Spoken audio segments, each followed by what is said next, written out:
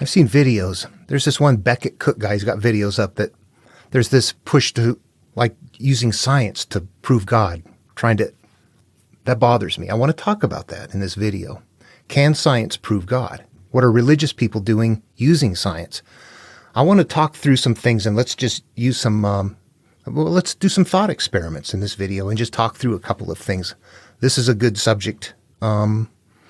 I get hit with it by people when I'm out in the world talking about the templates, and they say, oh, there's proof. Go talk to Dr. So-and-so, or look at the work by such and such a person who has the math that proves it all.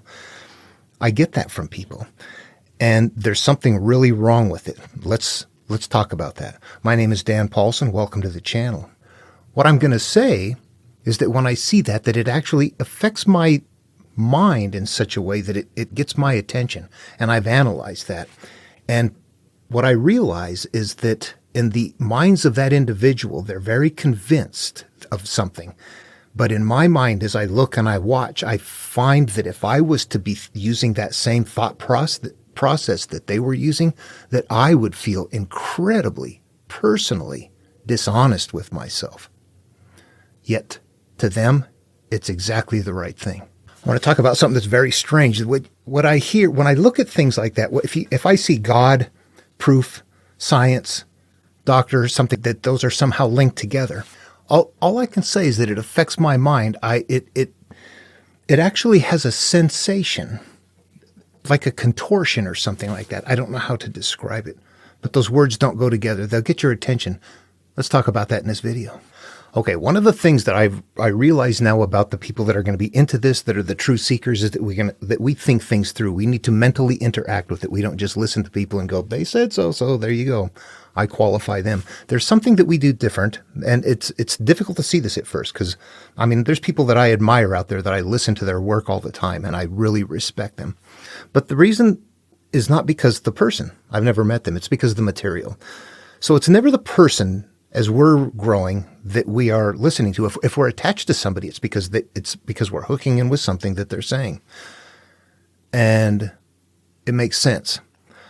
But what it is not religious. We're not listening to, we're not following somebody make claims. What we're listening to is people who are telling us information and knowledge that becomes our own. That's different than religion, which says here is something that is a faith belief. This is how it fits, and this is the framework that you have it within. That is not the same as looking for answers. Let's talk that through. First of all, what is supernatural? If we think about that, that means that it's not natural. That means, by extension, let's just take it to the farthest extreme. It must somehow not be in compliance with or be beholding to the physical laws of nature. That somehow within this universe and the gravity and everything that's going on, it can do whatever it wants to. It's not bound. We're natural. We are not supernatural. We're natural. If it is existing in this universe, it would have to be natural too. Or you would have to say that it can't exist. Now, if you ever find it and interact with it, wouldn't it be natural? Supernatural is a holding place for you can never figure this out. Now, let's grab science and start throwing proof into this. And what are you doing? There's a sensation that people getting together and worshiping together report. It's an elevated feeling, an elation, this incredibly high inside of you feeling that they get in a certain worship condition.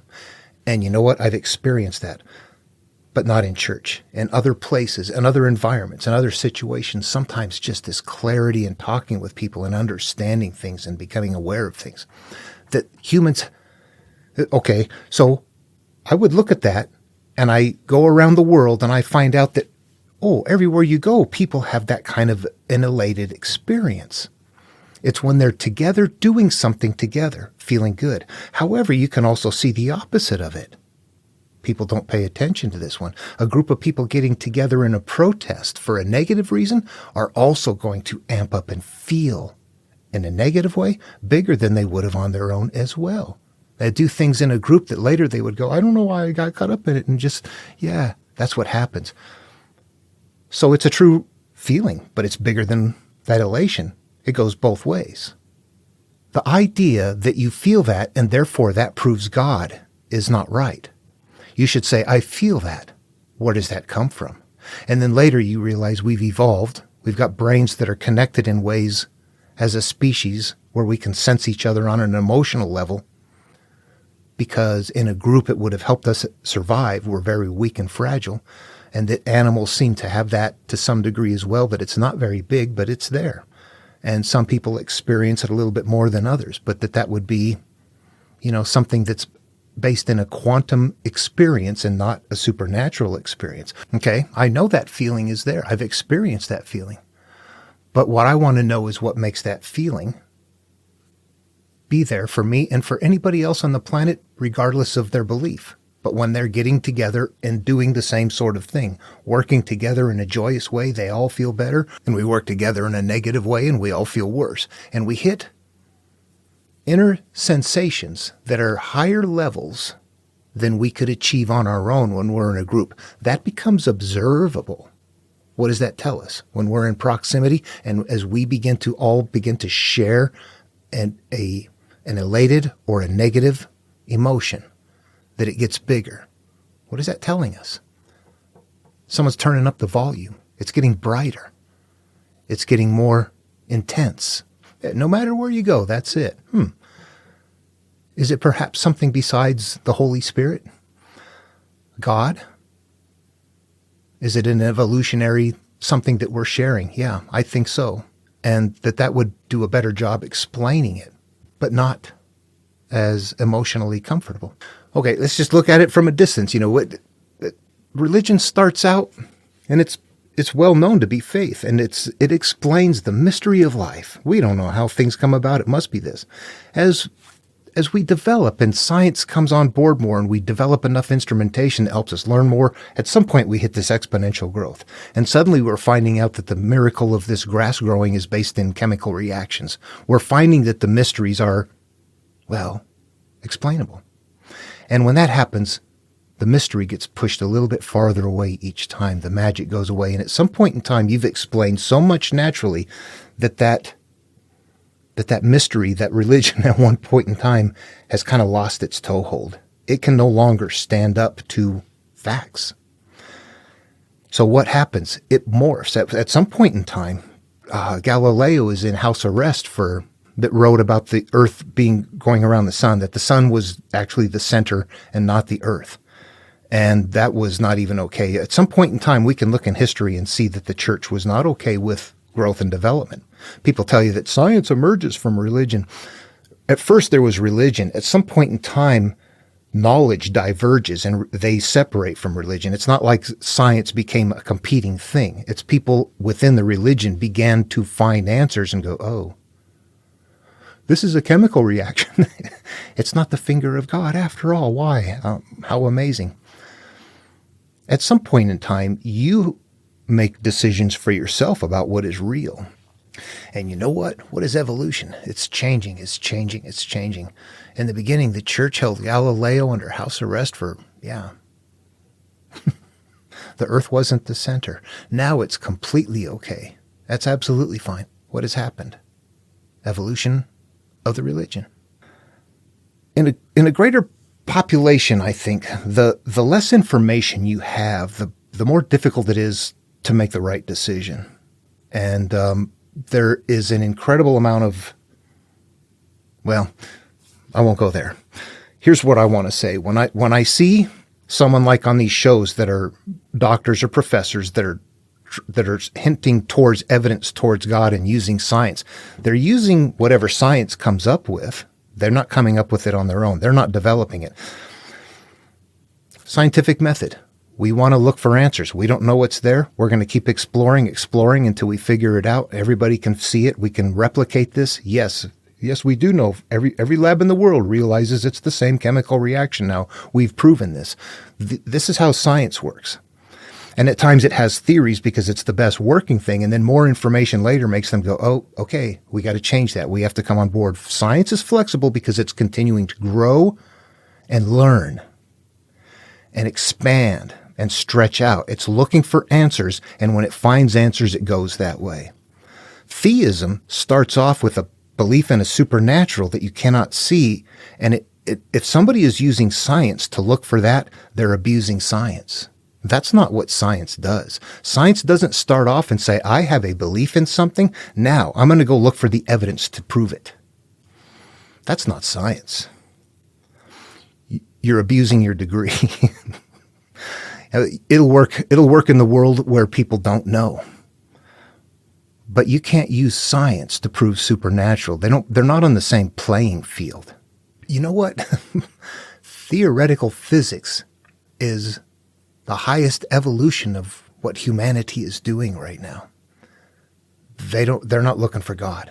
I mean, when you find somebody using scientific credential to try and prove a supernatural, they're not doing science. Just think it through. Would we do that? Would we do that? I have a belief so strong that I can't show that I'm going to do. When you don't have anything of your own to use, you use what is available, and you still can't show. It's this confusing connection of things that are meant to, and what I watch is also the same kind of cherry picking in science as there is in the Bible.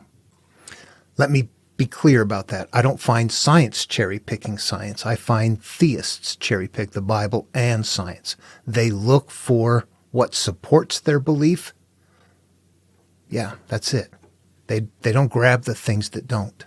And what does that look like? I can't look at that material. It's a sin. It's abomination. It's demonic. Yeah. There's too many holes in that. And the terms, honestly, they're not even well defined by the people that use them like that. The people that are like really anti-science, that's not who I'm talking about here, the extreme ones. They have no idea that they are here today online talking and living and healthy and having food and everything because of scientific discovery. It's things that humans did that got them here. Science. Then you deny the very science you come from, or parts of it. Things, I like parts of science, but not other parts. Yeah, God does not stock shelves, drive tractors, or make iPhones. I think what people want in many cases, the brain type is what I can't figure out, because there's intelligent people that don't look for the right answer, that still have these most bizarre supernatural beliefs. So if it isn't intelligence, then what is it? And the best thing I can think of is certain brain types are just very prone to giving into something easy because of the fear. Fear is the most basic fundamental. Look at the animal kingdom out there. Everything is very quietly looking around, looking for something to eat and trying to not be eaten. I live out here where I see rabbits getting hauled off by raptors and snakes and lizards and things being picked up. That's how the animal world works. And that's actually how we work too. We come from that same place. But that fear is really built in. That's how it's a survival thing. What happens later is we get to this point in life and we're not looking for the lion anymore, but that fear is still there. That fear of death is still there. We are aware enough to know that we're alive, that we're going to die, that we have incredible feelings. We can think it through. We can torture ourselves. I think people have a natural propensity to go towards something that makes them feel better in this realm. When it comes to the spiritual realm, all bets are off. I just want to feel better. And you see people coming from their local areas, generally with their beliefs. They'll grab somebody like this and say, here, this is the authority right here. Meanwhile, the guy's not doing science. And the other 20,000 scientists around the globe in the same field is definitely not on board with him, unless they're all trying to prove that this is theism trying to use science to prove itself. That's disingenuous. I don't think they mean it to be. I think they just look for answers and they don't think it through. They want something to be true so much that they're going to work at making that, trying to figure out a way to show that that's true. And then it takes people that are not very well aware, and it just drives them further into a conviction that is not right. It helps them live. But I quite honestly, whenever I hear it, whenever I'm talking to a theist and they start referencing science, that right there just, boom, I let them know, you don't have anything. You have a faith-based system and a belief. That's what you have. That's what you're supposed to have. I have faith in this. If you come out of that and say, well, now science is so on board now, I can't deny it. I'm going to go grab science and see if I can start fitting it into my religion. Science left and religion's trying to come along for the ride. That's what you see happening. And it's working in the greater population because when it comes to that, when it comes to the spiritual realm, people just want to feel good. They don't care about what's right. They have a belief and they work at trying to prove it. I should say as a disclaimer for the individual on that video that I posted up front right there. There's people that are going to just keep throwing, he's using science. This is my point. A person who is a trained scientist using science, however, not using the scientific method in employing the science. That's the problem. It's like trying to grab somebody else's material to prove yours. You know why it bugs me? Because you can see that these are very high level. They mean well, and they're looking for what they're looking for. But I see them as like thieves, high level thieves of true mental reasoning. It hurts people and it teaches them what to think instead of how to think. Anyway, as a seeker, we're not going to do that. And just, we'll be aware of that actually, we qualify our knowledge by interacting with it.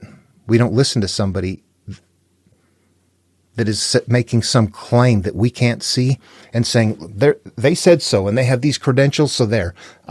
We don't do that. If we can't interact with it, we don't even bring it with us. And when you see stuff like that, you see people that are stuck in that system and they're using an authority figure that's not even doing the right thing. Doesn't matter if they're grabbing, doesn't matter if all the math, everything that they do, it doesn't matter if it's all right. The motivating factor is to look for evidence of that pre-existing supernatural belief. That's not open-minded seeking at all. That's looking to prove what you believe instead of looking to see what is there. They don't belong on the same playing field. Science, faith-based religions. Do you ever see science grab a faith-based religion to try and justify itself? But we always see religion trying to grab science to justify itself. Think it through. Take care. See you in the next video.